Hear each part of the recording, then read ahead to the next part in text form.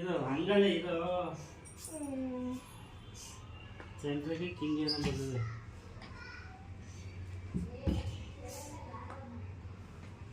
ಏನೋ ಮಂತ್ರಿ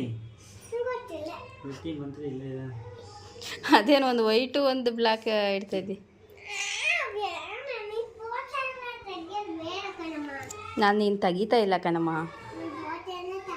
ಡಿಸ್ಕ್ರಿಪ್ಷನ್ ಏನಿಲ್ವಾ? ಇಲ್ಲ ಇಲ್ಲ, ನೆಟ್ಟಲ್ಲಿ ಸರ್ಚ್ ಮಾಡು ಗೊತ್ತಾಗುತ್ತೆ.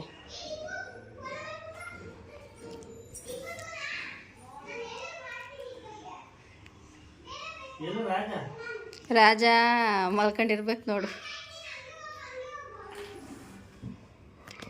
ನೀವು ಅದು ನೋಡ್ಕೊಳ್ಳಿ, ನಾನು ನನ್ನ ರೇಷನ್ ಎಲ್ಲ ಎತ್ತಿಸ್ಕೊತೀನಿ ಕಣ.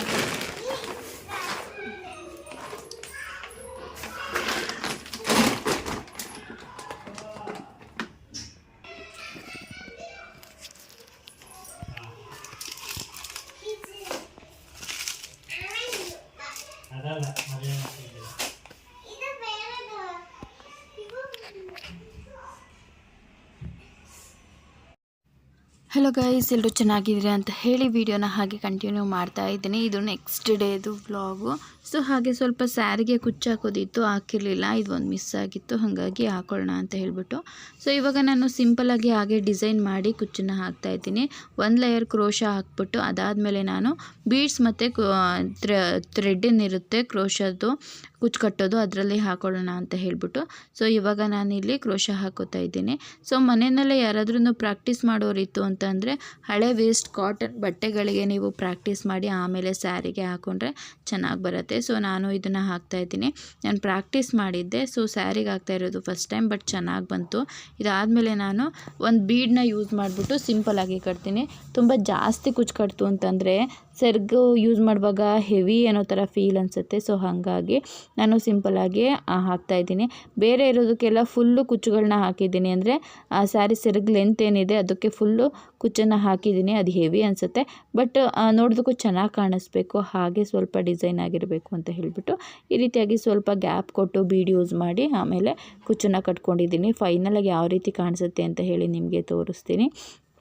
ಹಾಗೆ ಯಾರಾದರೂ ಮೊದಲನೇ ಸಲ ನನ್ನ ವೀಡಿಯೋಸ್ನ ನೋಡ್ತಾ ಇತ್ತು ಅಂತಂದರೆ ದಯವಿಟ್ಟು ಚಾನಲ್ಗೆ ಸಬ್ಸ್ಕ್ರೈಬ್ ಮಾಡ್ಕೊಳ್ಳಿ. ಹಾಗೆ ತಪ್ಪದೇ ವೀಡಿಯೋನ ನಿಮ್ಮ ಫ್ರೆಂಡ್ಸ್ ಮತ್ತು ಫ್ಯಾಮಿಲೀಸ್ಗೂ ಕೂಡ ಶೇರ್ ಮಾಡಿ. ಹಾಗೆ ವಿಡಿಯೋ ಹೇಗಿತ್ತು, ನಾನು ಕಟ್ಟಿರೋಂತಹ ಕುಚ್ಚು ಹೇಗಿತ್ತು ಅಂತ ಹೇಳಿ ಕಮೆಂಟ್ ಮೂಲಕ ತಿಳಿಸಿ. ಮನೆಯಲ್ಲಿ ಯಾರಾದರೂ ಪ್ರಾಕ್ಟೀಸ್ ಮಾಡೋರಿತ್ತು ಅಂತಂದರೆ ನೆಕ್ಸ್ಟ್ ಒಂದು ವೀಡಿಯೋದಲ್ಲಿ ಹೇಗೆ ಕುಚ್ಚನ್ನು ಹಾಕ್ಬೋದು ಅಂತ ಹೇಳಿ ನಾನು ಕೂಡ ನಿಮ್ಮ ಜೊತೆ ಶೇರ್ ಮಾಡ್ಕೋತಾ ಇರ್ತೀನಿ. ಸೊ ನಾನು ಕಲ್ತಂಗಾಗುತ್ತೆ, ನಿಮಗೂ ಕೂಡ ಹೇಳ್ಕೊಟ್ಟಂಗಾಗುತ್ತೆ. ಯಾರಾದ್ರೂ ಮ್ಯಾಟ್ ಹಾಕೋದೆಲ್ಲ ಕಲ್ತಿತ್ತು ಅಂತಂದರೆ ಅವ್ರಿಗೆ ತುಂಬಾ ಈಸಿ ಆಗುತ್ತೆ. ಮೊದಲು ನಾನು ಕ್ರೋಶ ಹಾಕೋದನ್ನು ಕಲ್ತಿದ್ದೆ, ಅದಾದಮೇಲೆ ನಾನು ಮ್ಯಾಟ್ ಹಾಕೋದನ್ನು ಕಲ್ತ್ಕೊಂಡಿದ್ದು. ಸೊ ನನಗೆ ಎರಡು ಸೇಮ್ ಪ್ಯಾಟ್ರನ್ ಬರೋದ್ರಿಂದ ಬೇಗ ಬೇಗ ಈಸಿನೇ ಆಗೋಯಿತು. ಹಾಕ್ತಾ ಇತ್ತು ಅಂತಂದರೆ ಬೇಗ ಅಭ್ಯಾಸ ಆಗೋಗ್ಬಿಡತ್ತೆ. ಸೊ ಯಾರಾದರೂ ಕಲಿಯೋರಿತ್ತು ಅಂತಂದರೆ ಆರಾಮಾಗಿ ಕಲ್ತ್ಕೊಳ್ಳಿ. ಏನಿಲ್ಲ ಅಂದ್ರೂ ಒಂದು ಸ್ಯಾರಿಗೆ ಒಂದು 600 ರುಪೀಸ್ 400 ರುಪೀಸ್ ಅಂತ ತೊಗೋತಾರೆ ಸಿಂಪಲಾಗಿ ಕುಚ್ಚು ಹಾಕಿದ್ರು ಕೂಡ. ಸೊ ಅದನ್ನು ನಾವು ಮನೆಯಲ್ಲೇ ಹಾಕ್ಕೊಂಡ್ರೆ ಆ ದುಡ್ಡನ್ನು ನಾವು ಉಳಿಸ್ಕೋಬಹುದು. ಹಾಗೆ ಏನಾದರೂ ಡಿಸೈನ್ ಮಾಡಬೇಕು ಅಂತಂದರೆ ಆರಿ ವರ್ಕ್ ಮಾಡೋದನ್ನು ಕೂಡ ನಾನು ಕಲಿತಾ ಇದ್ದೀನಿ. ಸೊ ಮನೆಯಲ್ಲೇ ನಮ್ಮ ಬ್ಲೌಸಿಗೆ ಪುಟ್ಟದಾಗಿ ವರ್ಕ್ ಮಾಡ್ಕೋಬಹುದು. ಹೊರಗಡೆ ಎಲ್ಲ ದುಡ್ಡು ಕೊಟ್ಟು 2-3 ಸಾವಿರ ಕೊಟ್ಟು ಮಾಡಿಸೋದಕ್ಕಿಂತ ಜಸ್ಟ್ ನಾವೇ ಕಲ್ತ್ಕೊಂಡ್ರೆ, ಈಗ ಏನಾದ್ರೂ ಎಂಬ್ರಾಯ್ಡ್ರಿ ವರ್ಕ್ ಇತ್ತು ಅಂತಂದರೆ ಮಾಡಿಸ್ಕೊಂಡು ಅದಕ್ಕೆ ನಾವು ಆರಿನ ಅರೇಂಜ್ ಮಾಡ್ಕೋಬೋದಾಗಿರುತ್ತೆ. ಸೊ ಅದ್ರ ಬಗ್ಗೆ ಕೂಡ ನೆಕ್ಸ್ಟ್ ಯಾವುದಾದ್ರೂ ಒಂದು ಬ್ಲೌಸಿಗೆ ಮಾಡಿದ್ರೆ ಅದನ್ನು ಕೂಡ ನಿಮ್ಮ ಜೊತೆ ಶೇರ್ ಮಾಡ್ಕೋತೀನಿ. ನನಗೆ ಗೊತ್ತಿರೋಂತಹ ಕ್ರಿಯೇಟಿವಿಟಿನ ನಾನು ನನ್ನ ವೀಡಿಯೋಸಲ್ಲಿ ಅಪ್ಲೋಡ್ ಮಾಡ್ತಾ ಇರ್ತೀನಿ. ಸೊ ನೀವು ಯಾರಾದ್ರೂ ಫಾಲೋ ಮಾಡ್ತಾಯಿದ್ರೆ ಗೊತ್ತಿರುತ್ತೆ. ಫೇಸ್ ವಾಶಿಂದ ಹಿಡಿದು ಫೇಸ್ ವಾಶ್ ಪೌಡರ್, ಹಾಗೆ face pack, hair cut, eyebrows ಇದೆಲ್ಲ ನಾನು ಮನೆಯಲ್ಲೇ ಮಾಡ್ಕೋತೀನಿ, ಹೊರಗಡೆ ಎಲ್ಲೂ ಹೋಗೋದಿಲ್ಲ. ಸೊ ಇವಾಗ ಸ್ಯಾರಿ ಕುಚ್ಚನ್ನು ಹಾಕ್ತಾಯಿದ್ದೀನಿ. ಇದೇ ಫಸ್ಟ್ ಟೈಮ್ ಅಲ್ಲ, ನನ್ನ ಹತ್ರ ಇರೋವಂತಹ ಎಲ್ಲ ಸೀರೆಗಳಿಗೂ ನಾನೇ ಕುಚ್ಚು ಹಾಕ್ಕೊಂಡಿರೋವಂಥದ್ದು. ಸೊ ನಿಮ್ಗೇನಾದ್ರೂ ಬೇಕು ಅಂತಂದರೆ ಕಮೆಂಟಲ್ಲಿ ತಿಳಿಸಿದ್ರೆ, ಆ ಕಮೆಂಟ್ಸ್ ಜಾಸ್ತಿ ಇತ್ತು ಅಂತಂದರೆ ನಾನು ಆ ಡಿಸೈನ್ಗಳನ್ನ ತೋರಿಸ್ತಾ ಇರ್ತೀನಿ. ಕ್ರೋಶದಲ್ಲಿ ಯೂಸ್ ಮಾಡಿಲ್ಲ, ಹಾಗೆ ಬೇಬಿ ಕುಚ್ಚು ಥರನೇ ಕಟ್ಕೊಂಡಿರೋದು. ಹಾಗೆ ಇದೇ ವಿಡಿಯೋದಲ್ಲಿ ಇನ್ನೊಂದು ಟಾಪಿಕ್ ಬಗ್ಗೆ ಕೂಡ ಮಾತಾಡಿದ್ದೀನಿ, ಅದನ್ನು ಪೂರ್ತಿಯಾಗಿ ನೋಡಿ ವಿಡಿಯೋ ಹೇಗಿತ್ತು ಅಂತ ಹೇಳಿ ಕಮೆಂಟ್ ಮಾಡಿ. ಫೈನಲಾಗಿ ಆ ಕುಚ್ಚು ಡಿಸೈನ್ ಹೇಗೆ ಬಂದಿದೆ ಅಂತ ಕೂಡ ತೋರಿಸ್ತೀನಿ, ನೀವು ಕೂಡ ನೋಡಬಹುದು. ಫುಲ್ಲು ಲೆಂತ್ ಎಲ್ಲ ಡೀಟೇಲ್ಸಾಗಿ ತೋರಿಸಿಲ್ಲ ನಾನು. ಸೊ ಬೇಗ ಬೇಗ ಹಾಕ್ಕೊಂಡು ಹೋಗ್ತಾ ಇದ್ದೆ, ಹಾಗಾಗಿ ನಾನು ಜಸ್ಟ್ ಕ್ರೋಶ ಹಾಕೋದು ಅಂದರೆ ಕುಚ್ಚು ಹಾಕೋದನ್ನು ಮಾತ್ರ ತೋರಿಸಿದ್ದೀನಿ. ಫೈನಲ್ ಔಟ್ಪುಟ್ ಹೇಗೆ ಬಂದಿದೆ ಅಂತ ಹೇಳಿ ತೋರಿಸ್ತೀನಿ ಬನ್ನಿ. ಇದು ಬಂದು ಸ್ಕೈ ಬ್ಲೂ ಇರೋದ್ರಿಂದ ಪಿಂಕನ್ನು ಜಾಸ್ತಿ ಯೂಸ್ ಮಾಡಿದ್ದೀನಿ. ಸ್ಯಾರಿ ಫುಲ್ ಪಿಂಕ್ ಇದೆ.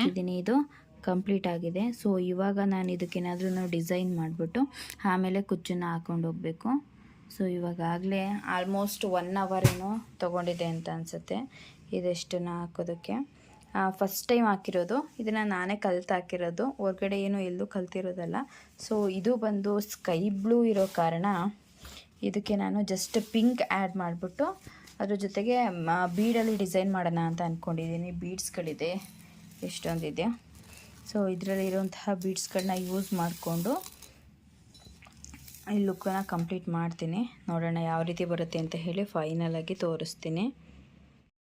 ಸೊ ನೋಡ್ತಾ ಇರ್ಬೋದು, ಈ ರೀತಿಯಾಗಿ ಜಸ್ಟ್ ಇದು ಒಂದು ಇಲ್ಲಿ ಈ ರೀತಿಯಾಗಿ ಬೀಡ್ ಕೊಟ್ಟಿದ್ದೀನಿ. ಅದಾದಮೇಲೆ ಈ ರೀತಿಯಾಗಿ 4 ಕುಚ್ಚನ್ನು ಕಟ್ಟಿದ್ದೀನಿ. ಇದು ಏನಿದೆ ನಾನು ಕ್ರೋಶ ಹಾಕಿದ್ದೆ, ಈ ಕ್ರೋಶಾಗೇ ಡೈರೆಕ್ಟು ಕಟ್ಟಿದ್ದೀನಿ.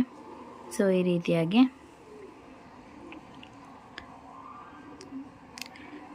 ಇಷ್ಟು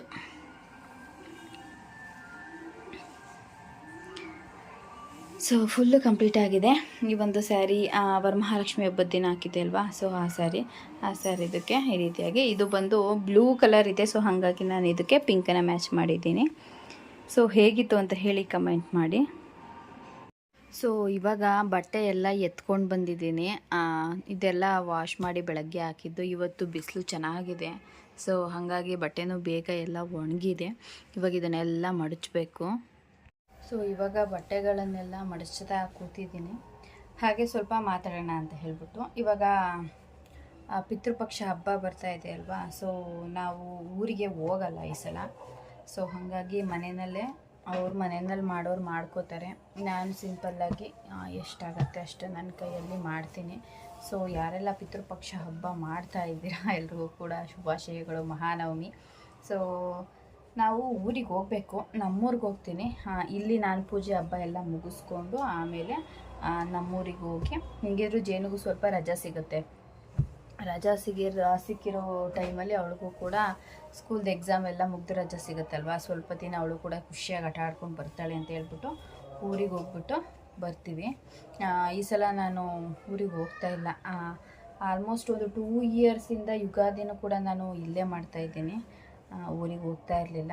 ಇನ್ಮೇಲಿಂದ ಮಹಾನವಮಿನೂ ಇಲ್ಲೇ ಮಾಡೋ ಥರ ಆಗಿದೆ. ಸೊ ಇಲ್ಲೇ ಮಾಡ್ಕೋತೀನಿ, ಏನು ಮಾಡೋಕ್ಕಾಗಲ್ಲ.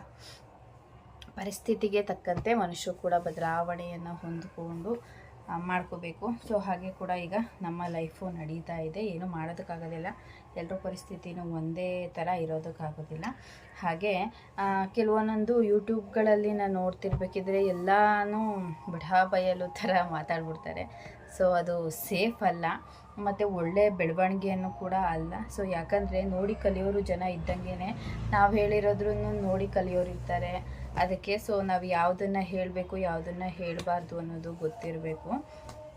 ಹಾಗೆ ಈ ವಿಡಿಯೋದಲ್ಲಿ ಇನ್ನೊಂದೇನು ಹೇಳ್ಬಿಡ್ತೀನಿ ಅಂತಂದರೆ, ಜಸ್ಟ್ ಹಾಗೆ ಕೂತಿದ್ದೀನಿ, ಪಕ್ಕದ ರೋಡಲ್ಲಿ ಗಣೇಶನ ಇಟ್ಟಿದ್ದಾರೆ. ಸೊ ಹಾಗಾಗಿ ವಾಯ್ಸ್ ಬರ್ತಾ ಇದೆಯಾ ಇಲ್ವಾ ಅಂತ ಫಸ್ಟು ಚೆಕ್ ಮಾಡ್ಕೋತೀನಿ ರೀ, ಆಮೇಲೆ ವಿಡಿಯೋನ ಕಂಟಿನ್ಯೂ ಮಾಡ್ಕೋತೀನಿ.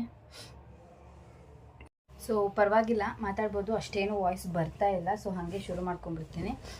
ಏನಪ್ಪ ಅಂತಂದರೆ, ಇವಾಗ ನಾವು ಯೂಟ್ಯೂಬ್ ಮಾಡ್ತಾ ಇದ್ದೀವಿ ಅಂತಂದರೆ ನಮ್ಮ ಲೈಫ್ ಸ್ಟೈಲನ್ನು ನಾವು ಶೇರ್ ಮಾಡ್ಕೋತೀವಿ.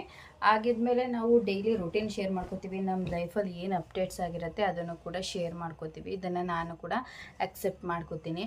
ಹಾಗಂತ ತೀರಬಾರ ಆ ಪರ್ಸ್ನಲ್ ವಿಚಾರಗಳನ್ನೆಲ್ಲ ನಾವಿಲ್ಲಿ ಶೇರ್ ಮಾಡೋದಕ್ಕೆ ಹೋಗಬಾರ್ದು. ಸೊ ಅದು ಕೆಲವರಿಗೆ ಅನುಕೂಲ ಆದರೆ ಮತ್ತಷ್ಟು ಕೆಲವು ಜನಗಳಿಗೆ ಅನಾನುಕೂಲ ಆಗುತ್ತೆ. ಸೊ ಯೋಚನೆ ಮಾಡಬೇಕು, ನಾವು ಜನಗಳಿಗೆ ಯಾವ ಮಾಹಿತಿನ ಹೇಳ್ತೀವಿ ಅದರಿಂದ ಏನು ಉಪಯೋಗ ಆಗುತ್ತೆ ಅನ್ನೋದನ್ನು ಯೋಚನೆ ಮಾಡಿ ಮಾತಾಡಬೇಕು. ಸೊ ಹಾಗೆ ಇವಾಗ ಹೆಣ್ಮಕ್ಳು ಎಲ್ಲ ಆಸ್ತಿಗೆ ಅಂತ ಹೇಳಿ ಹೋಗ್ತಾ ಇರ್ತಾರಲ್ವ. ಸೊ ಅದ್ರ ಬಗ್ಗೆ ಒಂದು ಟಾಪಿಕ್ ಮಾತಾಡ್ಬಿಡೋಣ. ನಾನು ಇದನ್ನು ಸಪ್ರೇಟಾಗಿ ಮಾತಾಡಬೇಕು ಅಂತ ಅಂದ್ಕೊಂಡಿದ್ದೆ. ಸೊ ಸಪ್ರೇಟಾಗಿ ಏನು ಬೇಡ, ಇವಾಗ ಒಂದು ಬ್ಲಾಗ್ ಥರ ಆಗಿದೆ ಅಲ್ವಾ. ಸೊ ಅದರದ್ದೇ ಹಾಗೆ ಶೇರ್ ಮಾಡಿಬಿಡ್ತೀನಿ. ಏನಪ್ಪ ಅಂತ ಅಂದರೆ, ಹೆಣ್ಮಕ್ಳು ಎಲ್ಲ ಆಸ್ತಿಗೆ ಅಂತ ಹೇಳಿ ತವ್ರ ಮನೆಗೆ ಹೋಗ್ತಾರೆ. ಸೊ ಒಪ್ಕೊಳ್ಳೋಣ, ತವ್ರ ಮನೆಯಲ್ಲಿ ಆಸ್ತಿ ಚೆನ್ನಾಗಿತ್ತು, ಮನೆ ಕಡೆ ಅವರು ಕೂಡ ಅನುಕೂಲವಾಗಿದ್ದಾರೆ, ಮಕ್ಕಳು ಬರೀ ಹೆಣ್ಮಕ್ಳೇ ಇದ್ದಾರೆ, ಹೆಣ್ಮಕ್ಳು ಗಂಡು ಮಕ್ಕಳಿದ್ದಾರೆ, ಚೆನ್ನಾಗೆಲ್ಲ ಮದುವೆ ಮಾಡಿಕೊಟ್ಟಿದ್ದಾರೆ.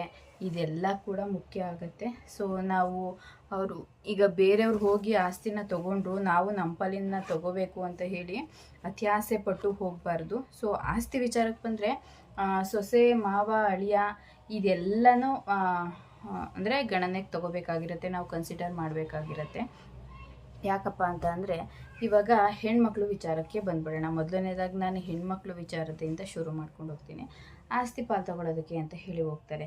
ಸೊ ಇವಾಗ ಅವ್ರಿಗೆ ಏನಾದ್ರೂ ಚೆನ್ನಾಗಿ ಮದುವೆ ಮಾಡಿಕೊಡ್ದೇನೆ, ಅವ್ರಿಗೆ ಅಷ್ಟು ಅನುಕೂಲ ಇರೋದಿಲ್ಲ, ಸುಮ್ಮನೆ ಹಾಗೆ ಮದುವೆ ಮಾಡಿಕೊಟ್ಟಿರ್ತಾರೆ, ವರದಕ್ಷಿಣೆ ಏನೂ ಕೊಟ್ಟಿರೋದಿಲ್ಲ. ಇನ್ನು ಮನೆಯಲ್ಲಿರೋ ಗಂಡ್ಮಕ್ಳು ಅನುಕೂಲವಾಗಿದ್ದಾರೆ ಅಂತ ಅಂದರೆ ಅಂಥ ಟೈಮಲ್ಲಿ ಆಸ್ತಿನ ಭಾಗ ಕೇಳೋದ್ರಲ್ಲಿ ಒಂದು ಅರ್ಥ ಇರುತ್ತೆ. ಅದರಲ್ಲೂ ಕೆಲವು ಹೆಣ್ಮಕ್ಳು ತವ್ರ ಮನೆ ಚೆನ್ನಾಗಿರಲಿ ಅನ್ನೋ ಒಂದು ಉದ್ದೇಶಕ್ಕೋಸ್ಕರ ಅವರು ಅದನ್ನು ಕೂಡ ಕೇಳೋದಿಲ್ಲ. ಅದನ್ನು ಬಿಟ್ಟರೆ ಮನೆಯಲ್ಲಿ ನಮ್ಗೆ ಚೆನ್ನಾಗಿ ಮದುವೆ ಮಾಡಿಕೊಟ್ಟಿಲ್ಲ, ಅವ್ರು ಚೆನ್ನಾಗಿದ್ದಾರೆ, ಇವಾಗ ಅನುಕೂಲವಾಗಿದ್ದಾರೆ, ನಾವು ಚೆನ್ನಾಗಿಲ್ಲ, ನಮ್ಗೆ ಸ್ವಲ್ಪ ಬಡ ಸ್ಥಿತಿನಲ್ಲಿದ್ದೀವಿ, ಅನುಕೂಲತೆ ಕಡಿಮೆ ಇದೆ ಅಂತಂದರೆ ಪಾಲು ಕೇಳ್ತಾರೆ ಅಂತಂದರೆ ಅದನ್ನು ಅಕ್ಸೆಪ್ಟ್ ಮಾಡ್ಕೊಳ್ಳೋಣ. ಇನ್ನೂ ಕೆಲವೊಂದಷ್ಟು ಜನ ಏನು ಮಾಡ್ತಾರೆ ಅಂದರೆ ಚೆನ್ನಾಗಿ ಮದುವೆ ಎಲ್ಲ ಮಾಡಿಕೊಟ್ಟಿರ್ತಾರೆ, ಲಕ್ಷಾಂತರ ರೂಪಾಯಿ, ಕೋಟ್ಯಾಂತರ ರೂಪಾಯಿ ಎಲ್ಲ ಕೊಟ್ಟು ಮದುವೆ ಮಾಡಿಕೊಟ್ಟಿರ್ತಾರೆ, ಹಾಗೆ ವರದಕ್ಷಿಣೆ ಎಲ್ಲ ಕೊಟ್ಟು ಮದುವೆ ಮಾಡಿಕೊಟ್ಟಿರ್ತಾರೆ. ಹಾಗೆ ಅಣ್ಣಂದಿರು ತಮ್ಮಂದಿರು ಇರ್ತಾರಲ್ಲ, ಅವರು ಚೆನ್ನಾಗಿರ್ತಾರೆ, ಹದ್ದ ನೋಡಿ ಸಹಿಸ್ಕೊಳಕ್ಕಾಗದೇ ಇರೋ ಅಂಥ ಎಷ್ಟೋ ಹೆಣ್ಮಕ್ಳು ಕೂಡ ಹೋಗಿ ಆಸ್ತಿನಲ್ಲಿ ಭಾಗ ಕೇಳ್ತಾರೆ. ಸೊ ಅದು ದೇವ್ರೂ ಒಪ್ಪೋದಿಲ್ಲ, ನಮ್ಮ ಮನಸ್ಥಿತಿನೂ ಒಪ್ಪೋದಿಲ್ಲ. ಅಂಥ ಕೆಲಸ ಮಾಡಿದ್ದು ಬಂದಿದ್ದು ನಮಗೆ ಅದು ಉಳಿಯೋದು ಇಲ್ಲ, ಅದರಲ್ಲಿ ನಾವು ಬದುಕೋದಕ್ಕೂ ಆಗೋದಿಲ್ಲ. ನಾನಂತೂ ಇದನ್ನು ನಿಜವಾಗ್ಲೂ ಕೂಡ ಅಕ್ಸೆಪ್ಟ್ ಮಾಡೋದಿಲ್ಲ. ಅಷ್ಟೆಲ್ಲ ಕಷ್ಟಪಟ್ಟು ಮದುವೆ ಮಾಡಿರ್ತಾರೆ, ಎಷ್ಟೆಲ್ಲ ಓಡಾಡಿರ್ತಾರೆ, ಸಾಲ ಸೂಲ ಮಾಡ್ಕೊಂಡು ಮದುವೆ ಮಾಡಿರ್ತಾರೆ, ಬಾಣಂತನ ಮಾಡಿರ್ತಾರೆ, ಮಕ್ಕಳು ಮೊಮ್ಮಕ್ಕಳು ಅದು ಅಂತ ಹೇಳ್ಬಿಟ್ಟು ಅವರಿಗೆಲ್ಲ ಖರ್ಚು ಮಾಡಿ ಈಗ ಒಂದು ಬಾಣಿತನ ಮಾಡೋದು ಕೂಡ ಸುಲಭ ಅಲ್ಲ. ಆ ಬಾಣಿತನ ಆದಮೇಲೆ ಮಕ್ಕಳನ್ನ ತವ್ರ ಮನೆಯಿಂದ ಗಂಡನ ಮನೆ ಕಳಿಸುವಾಗ ಕೂಡ ಅವರಿಗೆ ಎಷ್ಟೊಂದೆಲ್ಲ ಸಮಸ್ಯೆಗಳಿರುತ್ತೆ ಅಲ್ವಾ. ಸೊ ಅವ್ರಿಗೂ ಕೂಡ ಏನೇನಾದ್ರೂ ತಂದು ಕೊಡಬೇಕು, ಮಕ್ಕಳಿಗೆ ಮೊಮ್ಮಕ್ಕಳಿಗೆ ಎಲ್ಲ ತಂದು ಕೊಡಬೇಕು, ಅದೆಲ್ಲ ಇರುತ್ತೆ. ಸೊ ಅದನ್ನೆಲ್ಲ ಅವರು ಫೇಸ್ ಮಾಡ್ಕೊಂಡು ಬಂದು ಆಮೇಲೆ ನಮ್ಮನ್ನು ಒಂದು ಗಂಡನ ಮನೆಗೆ ಸೆಟಲ್ ಮಾಡಿರ್ತಾರೆ. ಅಂಥ ಟೈಮಲ್ಲಿ ನಾವು ಅದನ್ನೆಲ್ಲ ಮರೆತುಬಿಟ್ಟು ಆಸ್ತಿ ಒಂದು ಬೇಕು ಅಂತ ಹೇಳ್ಬಿಟ್ಟು ಹೋಗ್ಬಿಟ್ಟು ಆಸ್ತಿನ ಕೇಳೋದನ್ನು ನಾನು ಒಪ್ಕೊಡೋದಿಲ್ಲ. ಸೊ ಅದು ಸರಿ ಅಂತಲೂ ಅನಿಸೋದಿಲ್ಲ. ಈಗ ಇಬ್ಬರು ಹೆಣ್ಮಕ್ಳು ಇರ್ತಾರೆ ಅಂತ ಇಟ್ಕೊಳ್ಳಿ, ಅವರು ಅಪ್ಪ ಅಮ್ಮನ್ನ ಚೆನ್ನಾಗಿ ನೋಡ್ಕೋಬೇಕು, ಅವ್ರು ಇರೋವರೆಗೂ ಅವ್ರನ್ನ ಚೆನ್ನಾಗಿ ನೋಡ್ಕೋಬೇಕು, ಎಲ್ಲ ಚೆನ್ನಾಗಿ ನೋಡ್ಕೋತು ಅಂತಂದರೆ ಆಸ್ತಿ ಇಬ್ಬರು ಹೆಣ್ಮಕ್ಳು ಇರ್ತಾರೆ, ಅವರೇ ಡಿವೈಡ್ ಮಾಡ್ಕೋಬಹುದು. ಅಥವಾ ನನಗೆ ಆಸ್ತಿ ಬೇಡ ನೀನೇ ನೋಡ್ಕೊ ಅಂತ ಹೇಳುವಂಥ ಹೆಣ್ಮಕ್ಳು ಇರ್ತಾರೆ. ಸೊ ಇಲ್ಲ ನಾವೇ ನೋಡ್ಕೊಳ್ಳೋಣ, ಏನಿದ್ರೂ ಕೊನೆಗೆ ನಾವೇ ತಗೋಬೋದಲ್ವಾ ಅಂತ ಇರೋವಂಥ ಹೆಣ್ಮಕ್ಳು ಕೂಡ ಇರ್ತಾರೆ. ಇದು ಒನ್ ಸೈಡ್ ಆಫ್ ಪಾರ್ಟ್ ಹೆಣ್ಮಕ್ಳು ತವ್ರ ಮನೆ ಕಡೆಯಿಂದ ಬರುವಂತಹ ಮಾತುಗಳು. ಸೊ ಅದನ್ನು ಬಿಡ್ತು ಅಂತ ಅಂದರೆ ಈಗ ಗಂಡನ ಮನೆ ಕಡೆಗೆ ಅಂತ ಹೇಳಿ ಹೋಗೋದು. ಈಗ ಮದುವೆ ಮಾಡಿ ಕೊಟ್ಟಿರ್ತಾರೆ, ಸೊ ಅದಾದಮೇಲೆ ಡಿವೈಡ್ ಆಗ್ತಾರೆ. ತುಂಬ ಜನ ಹೊಂದ್ಕೊಂಡು ಬದುಕಬೇಕು ಅಂತಲೇ ಖುಷಿಯಿಂದನೇ ಇರ್ತಾರೆ, ಆದರೆ ನಾವು ಅಂದ್ಕೊಂಡಿರೋ ಥರ ಹೇಳೋ ಥರ ಅಂದ್ಕೊಂಡು ಬದುಕೋದಕ್ಕೆ ತುಂಬಾ ಕಷ್ಟ ಆಗುತ್ತೆ. ಸೊ ನಾವೇನಾದ್ರೂ ಇವಾಗ ಅತ್ತೆ ಮಾವ ಮೈದ್ನ ಅಳಿಯ ಇವರೆಲ್ಲರ ಜೊತೆನೂ ಬದುಕ್ತೀವಿ ಅನ್ನೋದು ತುಂಬಾ ಕಷ್ಟ. ಸೊ ಆ ಥರ ಬದುಕೋದಕ್ಕೆ ಆಗೋದಿಲ್ಲ ಬಿಡಿ, ಅದು ಇವತ್ತಿನ ಪರಿಸ್ಥಿತಿನಲ್ಲಿ ಇವತ್ತಿನ ಇದ್ರುಗಳಲ್ಲಿ ಬದುಕೋಕ್ಕೆ ಆಗಲ್ಲ. ಜಾಯಿಂಟ್ ಫ್ಯಾಮಿಲಿನಲ್ಲಿ ಬದುಕೋರು ತುಂಬಾ ಕಡಿಮೆ ಮತ್ತು ತುಂಬ ಪುಣ್ಯವಂತರು ಅಂತ ಹೇಳ್ಬೋದು. ಅದರಲ್ಲೂ ಅವ್ರಿಗೂ ಸ್ಯಾಕ್ರಿಫೈಸ್ ಕೂಡ ತುಂಬಾ ಇಂಪಾರ್ಟೆಂಟ್ ಆಗುತ್ತೆ. ಈಗ ಜಾಯಿಂಟ್ ಫ್ಯಾಮಿಲಿನಲ್ಲಿ ಇರ್ತೀನಿ ಅಂದ ತಕ್ಷಣವೇ ಅಷ್ಟು ಸುಲಭವಾಗಿ ಎಲ್ಲರ ಜೊತೆನೂ ಎಲ್ಲರ ಮಾತನ್ನು ಕೇಳಿಕೊಂಡು ಹೊಂದ್ಕೊಂಡು ಬದುಕೋದಕ್ಕೆ ಆಗೋದಿಲ್ಲ. ಸೊ ಅದರಲ್ಲೂ ಕೂಡ ತುಂಬಾ ಅನುಸರಿಸ್ಕೊಂಡು ಹೋಗೋದಿರಬೇಕಾಗಿರುತ್ತೆ. ಈ ಟೈಮಲ್ಲಿ ಏನು ಅಂತಂದರೆ ಆಸ್ತಿನ ಡಿವೈಡ್ ಮಾಡ್ಕೊಂಡ್ಬಿಡ್ತಾರೆ ಮಕ್ಕಳು. ಈಗ ನಾವು ಸಪ್ರೇಟಾಗಿ ಹೋಗ್ತೀವಿ ಅಂತ ಅಂದಾಗ ಸಪ್ರೇಟಾಗಿ ಆಸ್ತಿನ ಡಿವೈಡ್ ಮಾಡ್ಕೋತಾರೆ. ಆಸ್ತಿ ಡಿವೈಡ್ ಮಾಡ್ಕೊಂಡಾಗ ಏನು ಅಂತಂದರೆ ನಾವು ತಂದೆ ತಾಯಿಗಳನ್ನೂ ಕೂಡ ಕನ್ಸಿಡರ್ ಮಾಡಿ ಅವ್ರಿಗೂ ಕೂಡ ಅಂತ ಹೇಳಿ ಎಲ್ಲನೂ ಬಿಟ್ಟು ಆಮೇಲೆ ನಾವು ನಮ್ಮದನ್ನು ತಗೋಬೇಕಿರುತ್ತೆ. ಸೊ ಇವಾಗ ಗಂಡ ಮಕ್ಕಳು ಎಲ್ಲ ಇರ್ತಾರೆ, ಸೊ ಎಲ್ಲ ಡಿವೈಡ್ ಆಗುತ್ತೆ. ಆದರೆ ಎಲ್ಲ ಚೆನ್ನಾಗೇ ಇದ್ದಂಗೆ ಹೆಂಡತಿ ಸತ್ತೋಯ್ತು ಅಂತ ಹೇಳ್ಬಿಟ್ಟು ಅಥವಾ ಗಂಡ ಸತ್ತೋಯ್ತು ಅಂತ ಹೇಳ್ಬಿಟ್ಟು ಇವಾಗ ಅತ್ತೆ ಮನೆಯಲ್ಲಾಗಲಿ ಅಥವಾ ಗಂಡನ ಮನೆಯಲ್ಲಾಗಲಿ ಯಾವುದ್ರನ್ನಾರು ಅಳಿಯ ಆಗಲಿ ಯಾರಾದರೂ ಆಗಲಿ ಭಾಗ ತಗೋಬೋದಾ ಅಂತ ಕೇಳಿದ್ರೆ, ಈಗ ತವ್ರ ಮನೆ ಕಡೆಯಿಂದ ನೋಡ್ಕೊಂಡು ಹೋಯ್ತು ಅಂತ ಅಂದರೆ ಈಗ ಮೊಮ್ಮಕ್ಳು ಇರ್ತಾರೆ, ಅವ್ರಿಗೋಸ್ಕರನಾದ್ರೂ ಹೆಣ್ಮಕ್ಳಿದ್ದವರು ಅವ್ರಿಗೊಂದಿಷ್ಟು ಪಾಲು ಅಂತ ಹೇಳಿ ಕೊಟ್ಟೇ ಕೊಡ್ತಾರೆ. ಗಂಡು ಮಕ್ಳು ಕಡೆ ಆದ್ರೂ ಕೂಡ ಅವರು ಕೂಡ ಕೊಡಲೇಬೇಕಾಗುತ್ತೆ. ಹಾಗಂತ ನಾವು ಇವಾಗ ಅವರು ಈಗಿಲ್ಲ, ಒಬ್ಬರು ಪ್ರೆಸೆಂಟ್ ಇಲ್ಲ, ಅದು ಆಬ್ಸೆಂಟ್ ಇದೆ ಅಂತಂದರೆ ಅದನ್ನು ಅಡ್ವಾಂಟೇಜ್ ತೊಗೊಂಡು ನಾವು ಅದ್ರ ಬಗ್ಗೆ ಏನು ಕೂಡ ಮಾತಾಡಬಾರ್ದು. ಬೇರೆಯವ್ರನ್ನ ಹೀಯಾಳಿಸೋ ಥರ ನಾವು ಮಾತಾಡಬಾರ್ದು. ಎಷ್ಟು ಅವಶ್ಯಕತೆ ಇರುತ್ತೆ ಅಷ್ಟನ್ನೇ ಮಾಡಿಸ್ಬೇಕು. ಇವಾಗ ಏನಾದರೂ ಹೇಳಿದ್ರೆ ಅದು ಒಬ್ಬರು ಪರ್ಟಿಕ್ಯುಲರ್ ಅಂತ ಅಂದ್ಕೊಂಡ್ಬಿಡ್ತಾರೆ ಅಂತ ಹೇಳ್ಬಿಟ್ಟು ನಾನು ಮೆನ್ಷನ್ ಮಾಡಿ ಹೇಳೋದಕ್ಕೆ ಹೋಗೋದಿಲ್ಲ. ಇವಾಗ ಹೆಂಡತಿ ಸತ್ತೋಗ್ಬಿಡ್ತಾಳೆ ಅಂತ ಇಟ್ಕೊಳ್ಳಿ. ಹೆಂಡತಿ ಸತ್ತೋಯ್ತು ಅಂತಂದರೆ ಮಕ್ಕಳನ್ನ ಮತ್ತು ಮಗನ ಎಲ್ಲ ಯಾರು ನೋಡ್ಕೋಬೇಕು? ಅಪ್ಪ ಅಮ್ಮನೇ ನೋಡ್ಕೋಬೇಕು ಅಲ್ವಾ.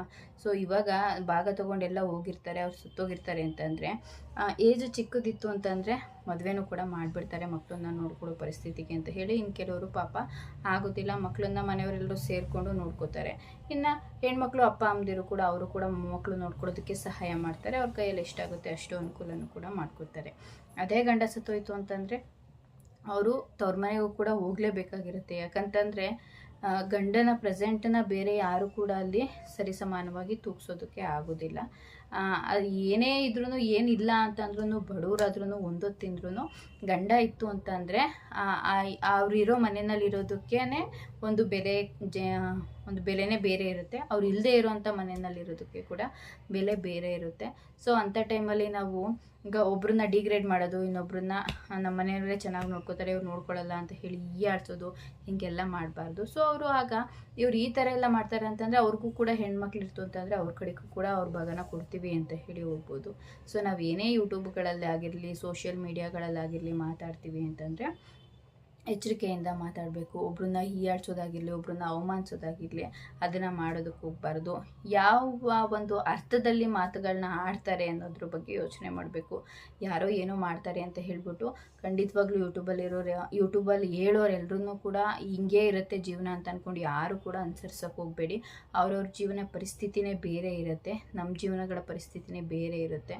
ಸೊ ಕೆಲವೊಂದು ಶೋ ಆಫ್ ಇರುತ್ತೆ, ಕೆಲವೊಂದು ಎಕ್ಸ್ಪೀರಿಯನ್ಸ್ ಇರುತ್ತೆ, ಕೆಲವೊಂದು ತೋರ್ಪಡಿಕೆ ಇರುತ್ತೆ. ಹಾಗೆಲ್ಲ ಇದು ಮಾಡೋದಕ್ಕೆ ಹೋಗಬೇಡಿ. ಇವಾಗ ನಾವು ಏನಾದ್ರೂ ಹಸ್ಬೆಂಡ್ ಪ್ರೆಸೆನ್ಸ್ ಇಲ್ಲ ಅಂತಂದರೆ ನಾವು ಹೇಗಿರಬೇಕು? ತಂದೆ ತಾಯಿನೂ ನೋಡ್ಕೊಳ್ಳೋಂತಹ ಪರಿಸ್ಥಿತಿ ನಮಗಿರುತ್ತೆ, ಅತ್ತೆ ಮಾವನ ನೋಡ್ಕೊಳ್ಳೋ ಪರಿಸ್ಥಿತಿ ನಮಗಿರುತ್ತೆ, ಮಕ್ಕಳನ್ನ ನೋಡ್ಕೊಳ್ಳೋ ಪರಿಸ್ಥಿತಿ ನಮಗಿರುತ್ತೆ. ಸೊ ಅದನ್ನೆಲ್ಲ ನಾವು ಸರಿಸಮಾನವಾಗಿ ತೂಗಿಸ್ಕೊಂಡು ಹೋಗಬೇಕು. ಆಸ್ತಿ ಅಂತ ಹೇಳಿ ತವ್ರ ಮನೆಗೆ ಹೋಗ್ತಾರೆ, ಆಸ್ತಿ ಅಂತ ಹೇಳಿ ಈ ಕಡೆ ಅತ್ತೆ ಮಾವ ಅಪ್ಪ ಅಮ್ಮನ ಹತ್ರ ಎಲ್ಲನೂ ತಗೋತಾರೆ. ಆ ಆಸ್ತಿ ಒಂದೇ ಎಲ್ಲ ಜೀವನದಲ್ಲೂ ಕೊನೆಯವರೆಗೂ ಬರೋದಿಲ್ಲ.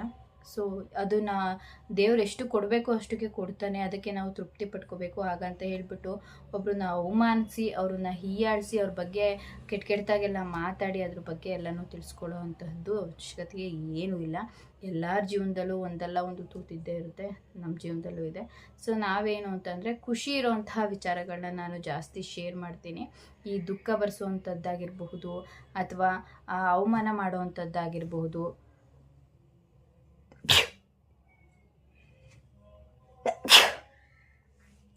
ಈ ಥರದ ವಿಚಾರಗಳನ್ನ ನಾನು ಹೇಳೋದಕ್ಕೆ ಇಷ್ಟಪಡೋದಿಲ್ಲ. ನನ್ನ ಜೀವನದಲ್ಲೂ ತುಂಬ ಬೇಕಾದಷ್ಟಾಗಿದೆ, ಹೇಳಿದ್ರೆ ಎಷ್ಟೊಂದು ಹೇಳ್ಬೋದು. ಸೊ ನಾನು ಅಂಥದ್ದು ವಿಚಾರಗಳನ್ನ ನಾನು ಶೇರ್ ಮಾಡ್ಕೊಡೋದಿಲ್ಲ. ಅದೆಲ್ಲ ನಮಗೆ ಇರಲಿ. ಯಾಕಂದರೆ ಪ್ರತಿಯೊಬ್ಬ ಮನುಷ್ಯನ ಜೀವನದಲ್ಲೂ ಕೂಡ ಪಾಸಿಟಿವ್ ಎಷ್ಟಿರುತ್ತೋ ಅಷ್ಟೇ ನೆಗೆಟಿವ್ ಇರುತ್ತೆ.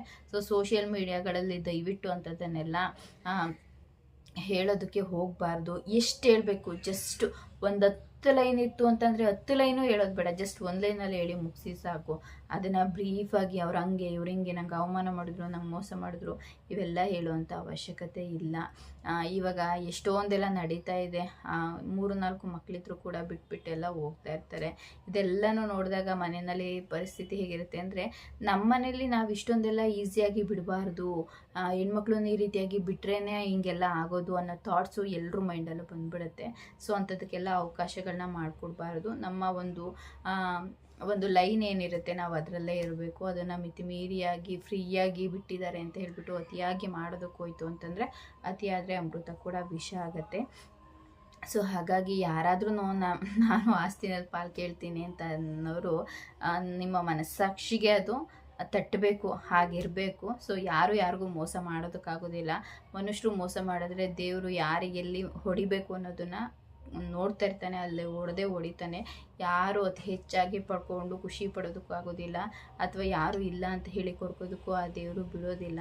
ಸೊ ಏನು ಅಂತಂದರೆ, ನಾವು ಒಂದು ವೇನಲ್ಲಿ ಹೋಗ್ತಾ ಇದ್ದೀವಿ ಅಂತಂದರೆ ಅಕ್ಕಪಕ್ಕ ಹಿಂದೆ ಮುಂದೆ ಎಲ್ಲ ಜನಗಳು ಹೇಗಿರ್ತಾರೆ ಅನ್ನೋದನ್ನು ತಿಳ್ಕೊಬೇಕಾಗಿರುತ್ತೆ. ತಿಳ್ಕೊಂಡು ನಿಮ್ಮ ಪಾಡಿಗೆ ನೀವು ಬದುಕಬೇಕಾಗಿರುತ್ತೆ. ಇದನ್ನು ಹೇಳೋದಕ್ಕೆ ಇಷ್ಟಪಡ್ತೀನಿ. ಅದು ಬಿಟ್ಟು ಒಬ್ಬರನ್ನ ಡಿಗ್ರೇಡ್ ಮಾಡಿ, ಒಂದು ಫ್ಯಾಮಿಲಿನ ಡಿಗ್ರೇಡ್ ಮಾಡಿ ಮಾತಾಡೋದಕ್ಕೆ ಹೋಗಬೇಡಿ. ಅದು ಯಾವುದಕ್ಕೂ ಕೂಡ ಒಳ್ಳೆಯದಲ್ಲ. ಈ ಆಸ್ತಿ ಅಂತ ಬಂತು ಅಂತಂದರೆ ಒಂದು ಚಿಕ್ಕ ಒಂದು ಗ್ರಾಮ ಪಂಚಾಯತಿಯಿಂದ ಹಿಡಿದು ಕಾನೂನುವರೆಗೂ ಹೋದರೂ ಕೂಡ ಅದಕ್ಕೆಲ್ಲ ರೂಲ್ಸು ರೆಗ್ಯುಲೇಷನ್ಸು ಇದ್ದೇ ಇರುತ್ತೆ. ನಮಗೆ ಅಂತ ಎಷ್ಟು ಬರಬೇಕು ಅಂತ ಇರುತ್ತೋ ಅದಷ್ಟನ್ನು ಯಾರೂ ಕೂಡ ಕಿತ್ಕೊಳ್ಳೋದಕ್ಕಾಗೋದಿಲ್ಲ. ನ್ಯಾಯವಾಗಿ ಹೋರಾಟ ಮಾಡಿದ್ರೆ ಅದು ಸಿಕ್ಕೇ ಸಿಗುತ್ತೆ. ಸೊ ಅದನ್ನು ಬಿಟ್ಟು ಯಾರಿಗೂ ಏನೋ ಅವಮಾನ ಮಾಡೋವಂಥ ಅವಶ್ಯಕತೆ ಇಲ್ಲ. ಸೊ ಯಾರೂ ಆ ಥರ ಮಾಡೋದಕ್ಕೆ ಹೋಗಬೇಡಿ. ಸೊ ಈ ಒಂದು ಪುಟ್ಟ ವೀಡಿಯೋನ ಇಲ್ಲಿಗೆ ಎಂಡ್ ಮಾಡ್ತೀನಿ. ಸೊ ಇದರಲ್ಲಿ ನಾನು ಡೈಲಿ ವ್ಲಾಗ್ದು ಕೂಡ ಒಂದೆರಡು ವೀಡಿಯೋನ ಹಾಗೆ ಅಪ್ಡೇಟ್ ಮಾಡಿರ್ತೀನಿ. ಅದನ್ನು ಕೂಡ ನೋಡಿ ಹಾಗೆ ಹೇಗಿತ್ತು ಅಂತ ಹೇಳಿ ಕಮೆಂಟ್ ಮೂಲಕ ತಿಳಿಸಿ. ದಯವಿಟ್ಟು ಯಾರೂ ನನ್ನ ಚಾನಲ್ನ ಸಬ್ಸ್ಕ್ರೈಬ್ ಮಾಡ್ಕೊಂಡಿಲ್ಲ, ದಯವಿಟ್ಟು ನನ್ನ ಚಾನಲ್ನ ಸಬ್ಸ್ಕ್ರೈಬ್ ಮಾಡಿಕೊಂಡು ವೀಡಿಯೋನ ನೋಡಿ. ಹಾಗೆ ನಿಮ್ಮ ಫ್ರೆಂಡ್ಸ್ ಮತ್ತು ಫ್ಯಾಮಿಲೀಸ್ಗೂ ಕೂಡ ವೀಡಿಯೋನ ಶೇರ್ ಮಾಡಿ. ಹಾಗೆ ನನ್ನ ವೀಡಿಯೋಗಳು ಹೇಗೆ ಬರ್ತಾ ಇದೆ ಅಂತ ಕಮೆಂಟ್ ಮೂಲಕ ತಿಳಿಸಿ. Thank you.